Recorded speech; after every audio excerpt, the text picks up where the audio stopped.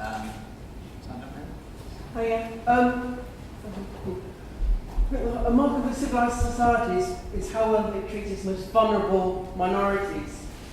Trans and intersex people subject to sustained climate of discriminatory misrepresentation, critical humiliation at the hands of the press. Our individual lives, we're 5 years old recently, a lot of 5-year-old person, and adults often suffer journalists intrusion and harassment. We've seen totally discarded the editor's code of practice. We've seen to have other people, but not trans people. Most of these stories have no relevant public interest served, and this leads to real dangers of safety.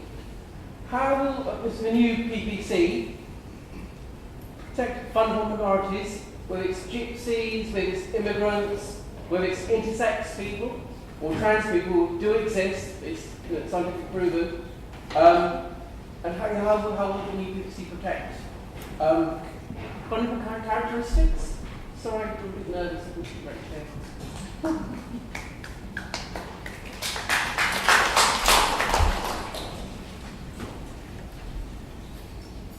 Well, we must make sure that the editor's code is drawn in such a way that if any part of it is overridden in the public interest, that whoever makes that decision should be accountable for that decision.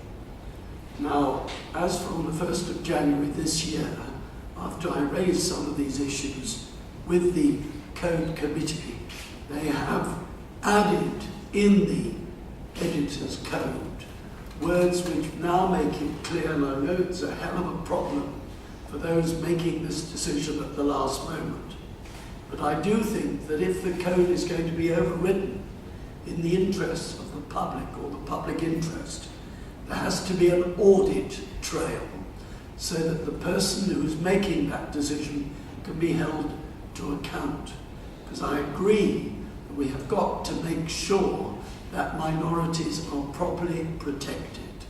And at the end of the day, it will depend on the way in which the public interest exception to the code is interpreted. And at the moment, it has added the words, and we shall have to consult. And it's right that this code should be subject to consultation, independent consultation. At the moment, the new wording says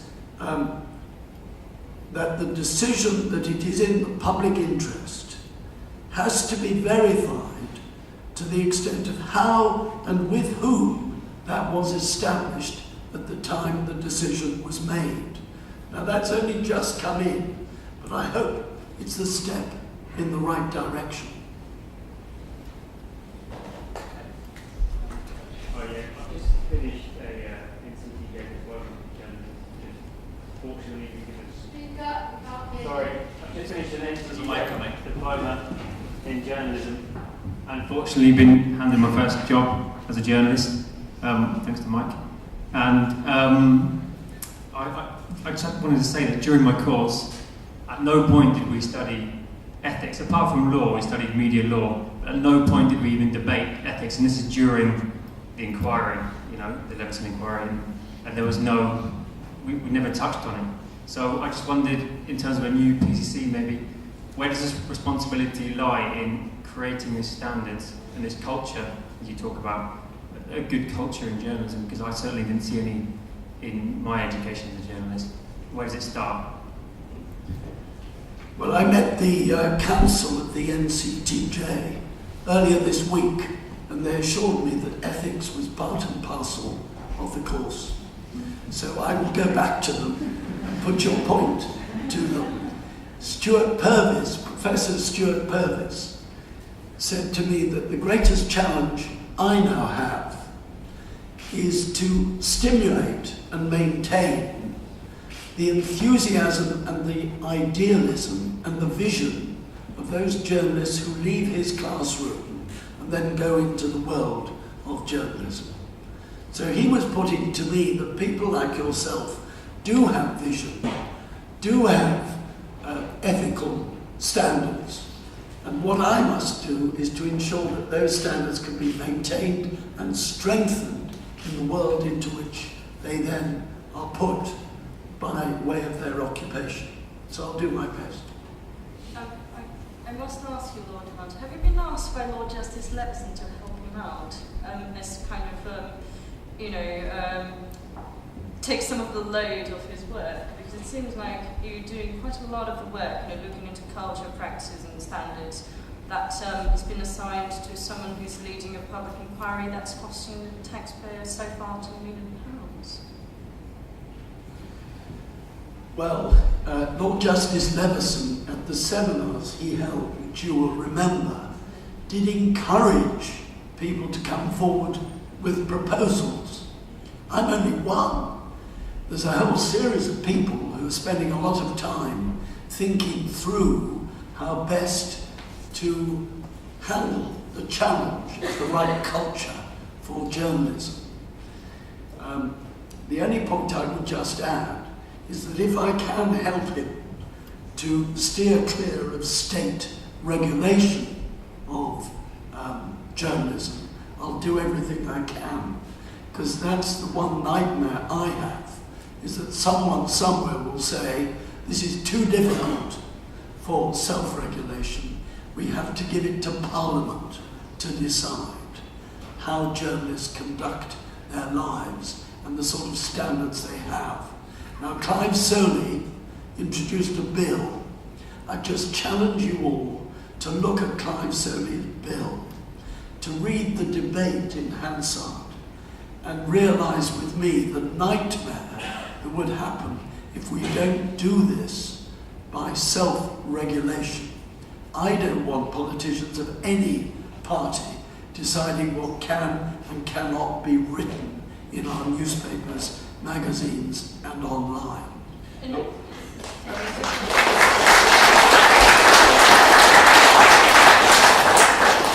I completely understand your motivation, and the Media Standards Trust is also drafting a proposal. The only difference is that we're not actually changing the system that's in place at the moment. That's just the point I'd like to make.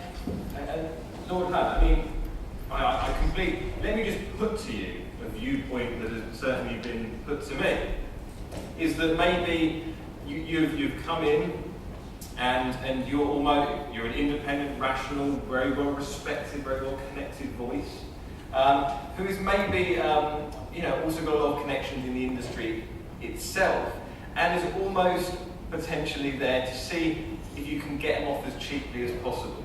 They realise change is coming, and someone like you coming in and sort of, almost seeing, well, what's the least that we have to give up here? Because personally, I don't see what the huge issue is with a statutory backstop. At a great distance, one that is very much protected and ring-fenced away from being amended later on, that it sits there. Because, as you know, in the legal profession, with negotiations, if you're in a position where you say to a newspaper, like anyone, you must do this, and if they turn around and say, or what? You haven't got any power behind you to actually take it, if necessary, to that nth degree. How do you ever enforce something? Why can't they just go, like they do today, that's what you're going to do? And that's the worry without that statutory backstop. So there's kind of two things I've thrown at you there. I sense there's a lot more to come.